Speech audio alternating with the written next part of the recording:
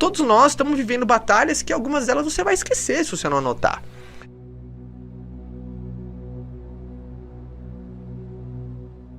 Existem batalhas que você precisa documentar. Maravilhoso. E aí, quando você olha para os bastidores da sua rotina e você vê que você teve um dia, uma semana, um mês, ou está vivendo um momento de crise complexo, cheio de problemas, você fala, poxa, esse cara só mostra... Esse cara é um sucesso. Sim. A gente se baliza pela régua dos outros e começa a se sentir mal.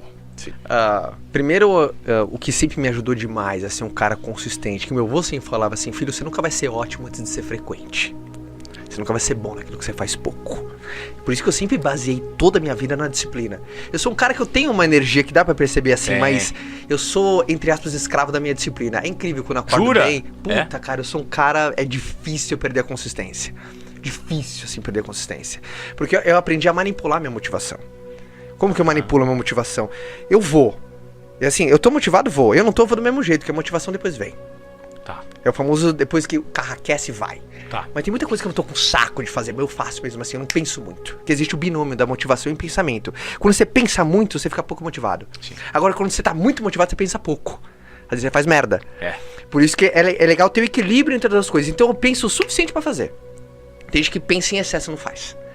Né? Ah, puta, mas será que vai dar? Não, planejei e fez, bum. É porque pensa muito, sente muito, aí o sentimento te joga pra baixo. Se você não tá num dia encaixado.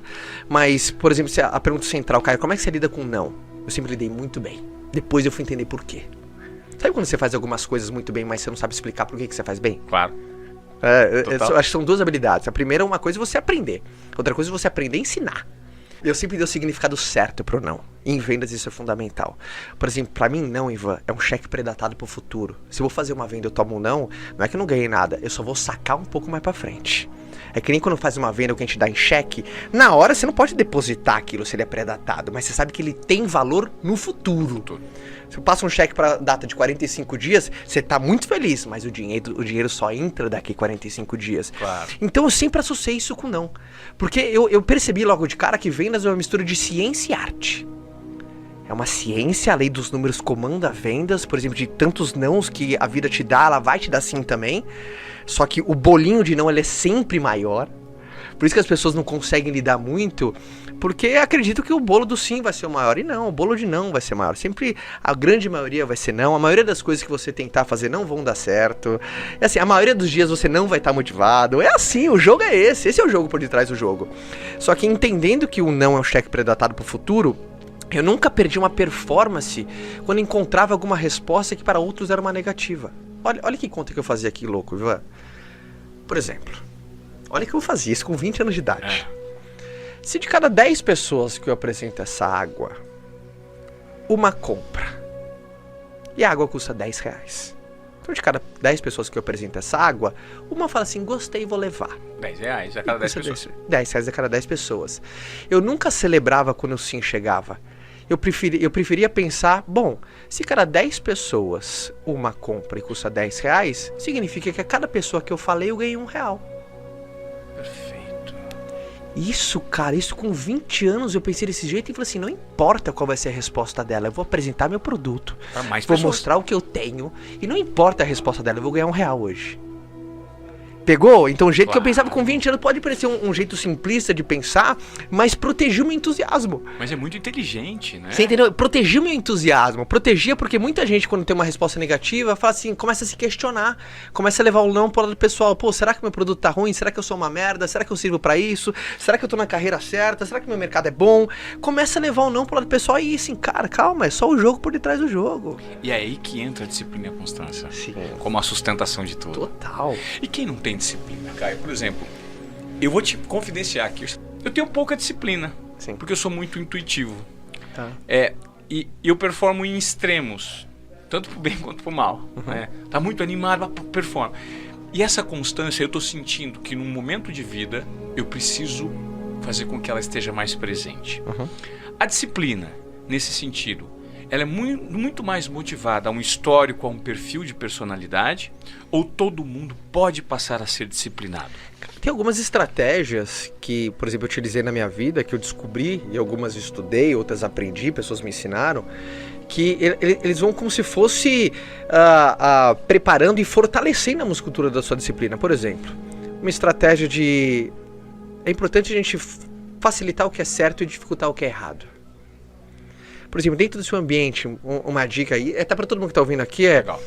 Neutralize coisas que te boicotam. Quais são as coisas óbvias que vêm neutralizando a tua eficiência? Por exemplo, tem gente que não consegue trabalhar de casa. E acabou, por mais que você todo mundo é home office, você vê teu vizinho que dá home office, você vê o cara de baixo home office. Meu filho, se pra você já tá 6 meses e viu que não tá rolando, sai de casa pra trabalhar, cara. Vai pra um café, arruma. Então, a gente prevê, a gente começar a neutralizar as coisas óbvias que nos distraem. Tem muitas pessoas que um ambiente distrai, um relacionamento distrai, um lugar distrai. Agora, o problema é de tentar enfrentar o ambiente, não enfrenta o ambiente, reorganiza ele. Então eu sou um cara que constantemente estou reorganizando. A gente não pode, por exemplo, tem aquela coisa. Quando você toma um tapa na cara, a culpa é de quem deu. O segundo tapa na cara, a culpa é tua. Gostei. Então, na disciplina é a mesma coisa. Por exemplo, alguma coisa tirou o teu foco, pô, a culpa é daquela coisa. A segunda vez que essa coisa tira, a culpa é tua que você não se afastou dela. Perfeito. Então é muito importante você perceber, por exemplo, o que te distrai, o que tira a sua energia, o que te boicota. Às vezes há uma falta de planejamento, um planejamento em excesso, ou multitarefas, querer fazer 10 coisas ao mesmo tempo. Então, essa autoanálise para você ver, porque a maioria das pessoas tropeça no óbvio. Ninguém tropeça nas montanhas, tropeça nas pedrinhas. Perfeito. Ninguém tropeça na montanha, tropecei numa montanha. Porra, né? Então quem tropeça são em pequenas pedrinhas. E eu vou constantemente tirando as pedrinhas do meu caminho, cara. É muito interessante quando você fala sobre esses conceitos, porque eles requerem um nível mínimo de autoconhecimento. Sim, cara. Né? Porque a gente tem, principalmente nesse momento de pandemia, que muita gente ainda sofre, não só com os reflexos da doença, mas com a situação econômica, com a perda de emprego, com a reinvenção da própria carreira, a reinvenção pessoal. E aí o questionamento relacionado aos defeitos, os obstáculos e os problemas, ele sempre é feito exteriormente. Uhum. Por que eu não consigo aquilo no ciclano? O ciclano tá... É muito mais fácil você apontar o dedo para quem está fora e responsabilizar, porque a grande jornada ela é interna, né? A revolução é interna e você sabe disso, né, Caio? Como trabalhar esse autoconhecimento, olhar para dentro de si? As pessoas não se apropriam das próprias características. Uhum. Você concorda? Porque é uma maneira de viver num estado anestésico, né? Você transferir a responsabilidade para uma força que está fora de você, dá um sentimento de não é minha culpa o que está acontecendo. Eu sou filho da circunstância, da consequência. Então quando a gente transfere a responsabilidade para algo fora de nós, puta, cara, meu negócio tá uma merda porque, porra, a pandemia mudou o comportamento de consumo das pessoas. Amigão, foi você que não se adaptou, mudou para todo mundo e tem gente que tá indo bem. Eu acredito numa máxima, Ivan. Se tem alguém indo muito bem dentro do mercado, pode ser o que for, as pessoas que não ouviram, assim, não importa o que você faça. Se tem alguém indo bem, automaticamente coloca todas as pessoas em 2 grupos. Ou você está trabalhando pouco, ou você está trabalhando errado. Adorei! Ou um terceiro grupo, ou pouco e errado. Então, essa é a importância. Eu sempre fui um cara, minha mãe sempre me ensinou isso. Minha mãe e meu avô, assim... Meu pai é um cara maravilhoso, meu pai é meu grande herói, meu exemplo, assim, de vida. Mas minha mãe e meu avô sempre me ensinaram a vida. É impressionante, eles sempre tinham um ditado. Sempre tinha uma frase que, pau, e deixavam, assim, de lição, e aquela coisa que martelava. Minha mãe, uma vez, ela falou assim pra mim: Caio, quando der certo, bate no peito e fala assim, fui eu.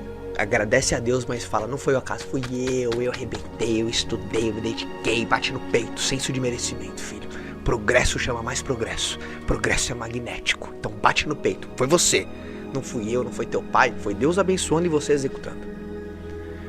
Mas filho, se não der certo também bate no peito e fala, fui eu, porque o cano do merecimento é o mesmo.